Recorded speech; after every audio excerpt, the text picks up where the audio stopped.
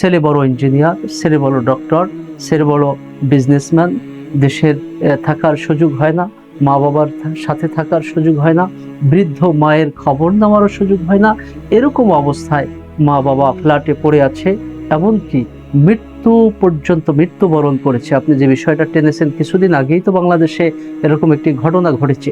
এটা অত্যন্ত দুঃখজনক বিষয়, এটা অত্যন্ত বেদনা বিধুর বিষয়।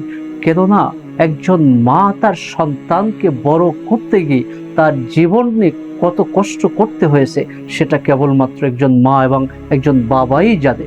কেননা এজন্য আমাদেরকে সন্তানকে উচ্চ শিক্ষা দেওয়ার আগে সন্তানকে নৈতিকতা শিক্ষা দিতে হবে, সন্তানকে ধর্মীয় শিক্ষা দিতে হবে, সন্তানকে দ্বীন শিক্ষা দিতে হবে। একজন সন্তানের হৃদয়ের মধ্যে যখন দ্বীন থাকবে, একজন সন্তানের হৃদয়ের মধ্যে যখন ইসলাম থাকবে, একজন সন্তানের অন্তরের মধ্যে যখন দ্বীনের সঠিক শিক্ষা থাকবে, সে কশ্চিন কালেও তার মা বাবার সাথে অবাধ্য আচরণ এবং তার মা বাবার খোঁজ খবর না নিয়ে থাকতে পারে না।